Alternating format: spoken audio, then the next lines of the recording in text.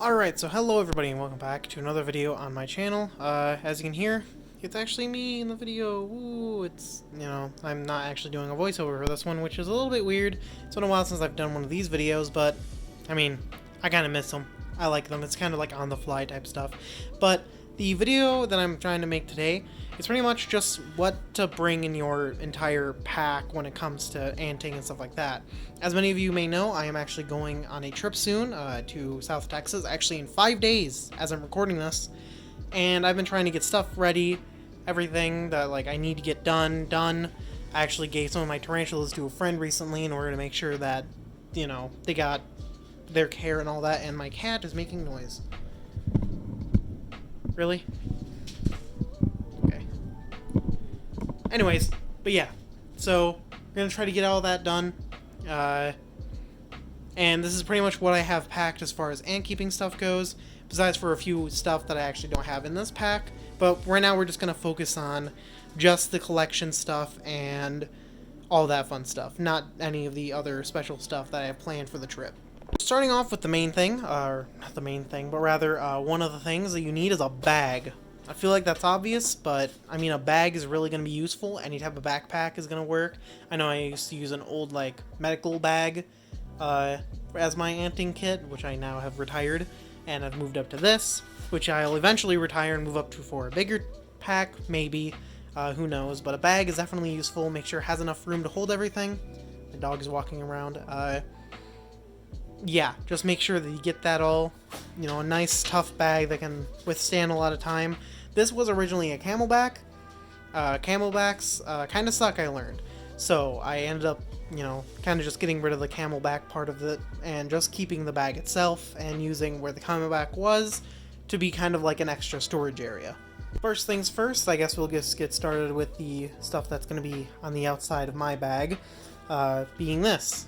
It's a nice little knife that I have in my backpack. I just added this into my setup here. I think it's going to be useful. A knife has a lot of uses. If you're in the UK or somewhere where you can't have knives, then this won't really be something that you have to worry about. That being because mainly that you guys can't have knives and stuff like that. But in places where, like in the US, where you can have knives, these are useful for defense, as a utility blade.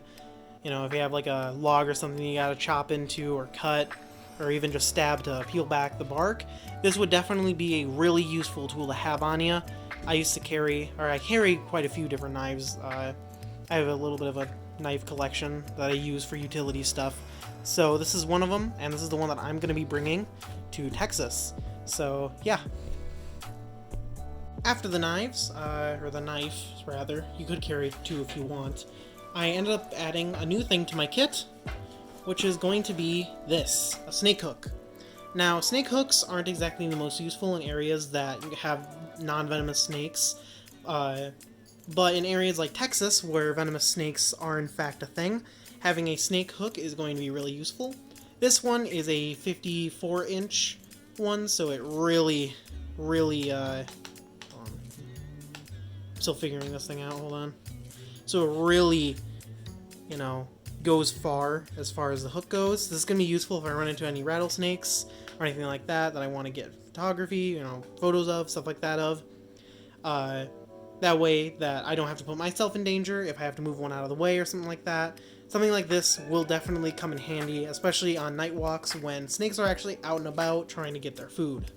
The next thing, which I think is honestly my main thing that I use no matter what, pretty much every single day I go out anting, is going to be the aspirator. Now this is an old vial, so it's kind of dirty and I haven't washed it out.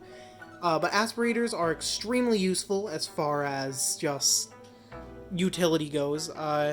Buying them now is going to be a little bit more difficult, seeing as in the shop that actually sold them is now shut down. BioQuip ended up shutting down, so trying to find a good one that's actually really high quality is going to be a big issue, but I'm sure you would be able to find them somewhere.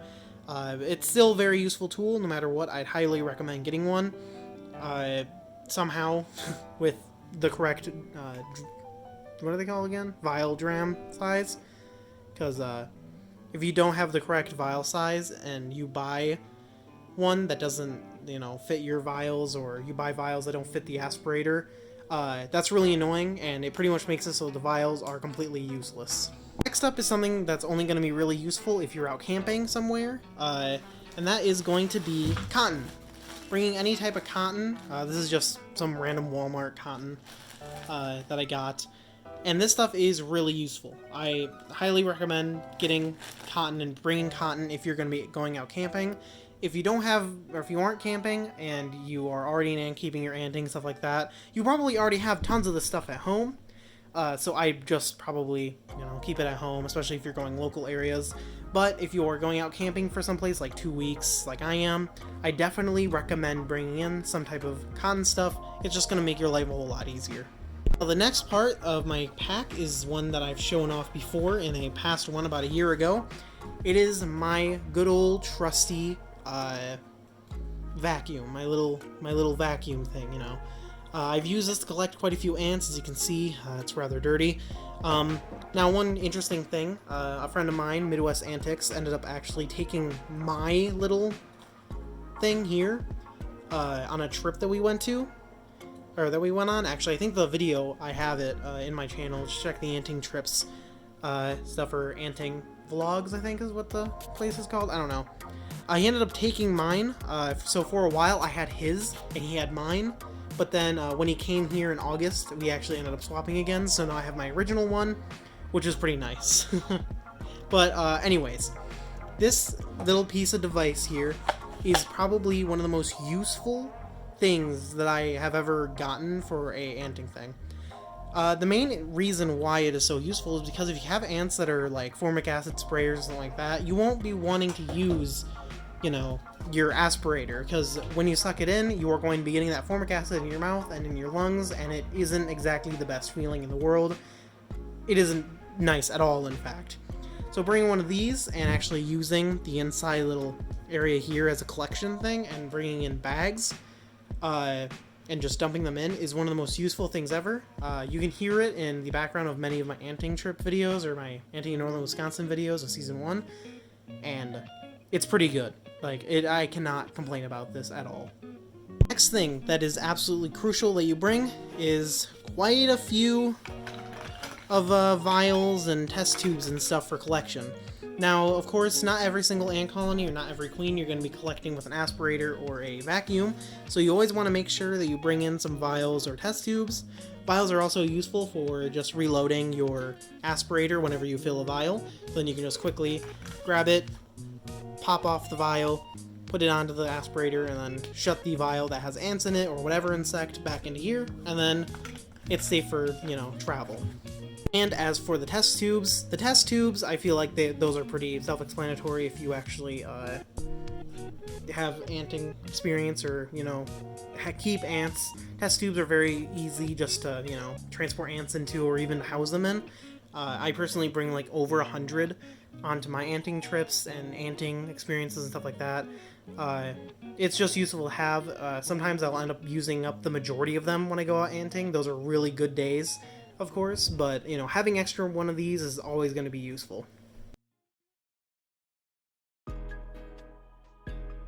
Okay, so I forgot about something that it might be a little bit important to mention. Blacklight.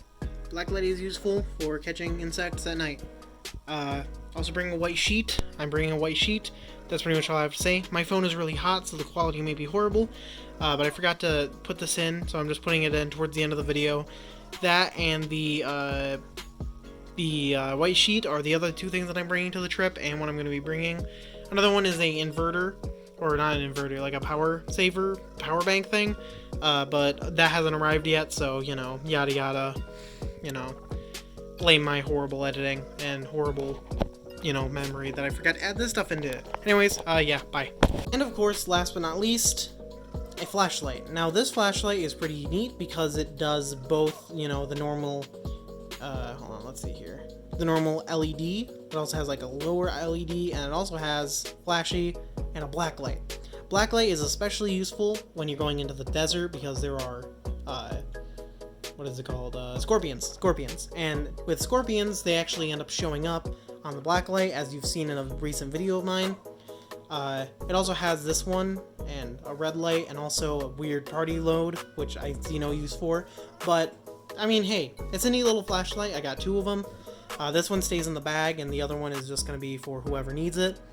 So yeah, this is a pretty good tool as well to bring onto your adventure. Now, I also want to reiterate the fact that you don't need all of this stuff in order to go anting or like have the best anting experience. For a while, all I was using was just my test tubes, and that's it.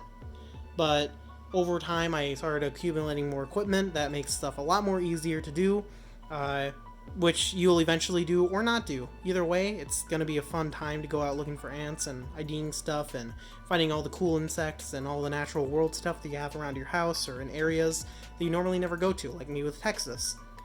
So yeah, that's for that. That's pretty much all I have within this pack and pretty much all I have for this video. There's only one more thing, actually, that I failed to mention that I have to show you. And that is to bring bags, but I do not have bags with me, or I'm not going to be bringing bags on the strip, because I doubt I'll actually end up needing them. If I do, I can just go out and buy them, which isn't really that big of an issue. Bags are useful. I use them for bagging ants, obviously. This can't hold ants really well, so I normally just like take this off, take that off, and then dump them out into a bag. But besides from that, that's pretty much all for the video. Anyways, I hope you guys enjoyed the video. Like the video if you liked it, dislike it if you dislike it, subscribe if you're new, check out the Instagram, the Discord servers, stuff like that in the description.